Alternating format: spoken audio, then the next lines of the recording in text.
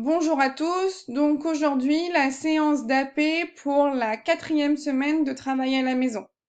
Dans cette séance d'AP, on va faire un bilan sur toutes vos connaissances sur Scratch et de tout ce qui est attendu sur Scratch à la fin du collège.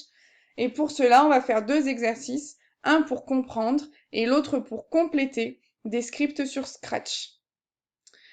Les objectifs du jour, du coup, c'est de revoir la notion de boucle avec le répéter, de revoir la notion de test avec le si alors et parfois le sinon, de revoir la notion de variable, la fameuse petite boîte dans laquelle on stocke une information et dont on peut changer l'information stockée au fur et à mesure d'un programme. Et enfin de revoir la notion de sous-bloc, l'espèce de mini-programme qu'on crée à part et après qu'on fait intervenir au sein d'un vrai programme Scratch. Donc, ici dans cette séance d'AP, deux exercices. Le premier exercice, comprendre un script.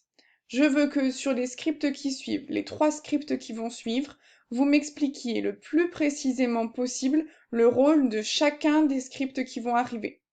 Le plus précisément possible, ça veut dire que chaque information que vous notez qui pour vous a une importance dans le programme, elle doit être dans votre phrase explicative de réponse. Donc vous me dites, ce programme, qu'est-ce qu'il fait, comment il le fait, et quels sont les détails de comment il le fait. Voici donc le premier programme à expliquer. Je vous laisse faire pause pour avoir le temps de le faire. Ce deuxième programme ici donc contient également un sous-bloc. Il faut donc que vous m'expliquiez ce que fait le sous-bloc et après ce que fait le programme. Faites pause pour avoir le temps de le faire.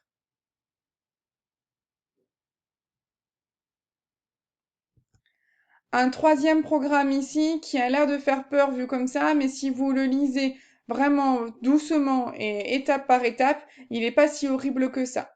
Donc lisez bien, c'est guidé dans la façon dont on a tourné les choses.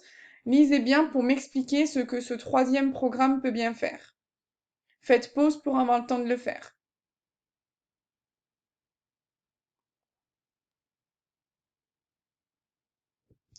On passe maintenant à l'exercice 2. Donc dans l'exercice 2, je vais vous demander de compléter des scripts pour qu'ils répondent à certaines contraintes. Compléter un script, ça veut dire également le recopier pour vous sur votre cahier. On est bien d'accord que vous n'allez pas recopier que les petits bouts qui manquent, sinon ça ne voudra rien dire et ce sera impossible à corriger pour moi. Ici, je vous demande dans l'exercice qui arrive, pour les 3 programmes, pour les 3 scripts qui arrivent, de les recopier intégralement à la main et de les compléter du coup sur les trous que j'avais laissés.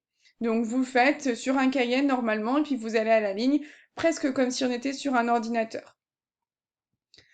Pour le premier script, je veux qu'il traduise le programme de calcul suivant, à savoir choisir un nombre, lui ajouter 5, le diviser par 2 et enfin ajouter le nombre de départ. Donc vous avez sur la droite toute la trame du programme que vous pouvez que vous devez recopier et il vous reste du coup 3 lignes à compléter. Faites pause pour avoir le temps de recopier et compléter ce script.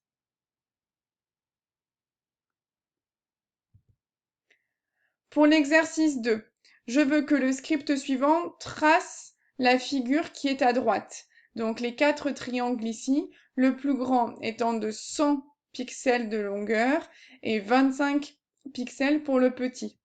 Donc pareil, à nouveau ici, vous recopiez et vous complétez le sous-bloc et également le programme. Attention ici, j'ai laissé des trous dans le sous-bloc et dans le programme. Faites pause pour avoir le temps de le faire.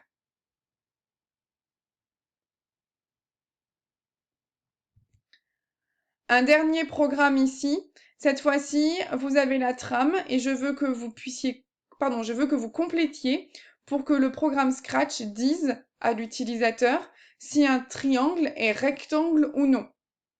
Donc ici, il ne vous reste plus qu'à compléter les trous que j'ai laissés pour savoir si un triangle est rectangle ou non. Faites pause pour avoir le temps de le faire.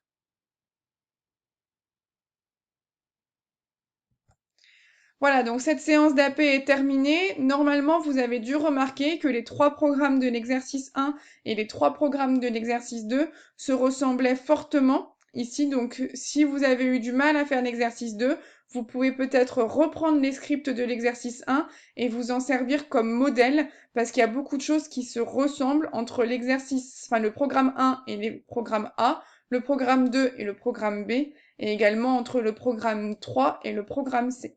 Donc, je répète, allez vous servir un petit peu de modèle de l'exercice 1 pour compléter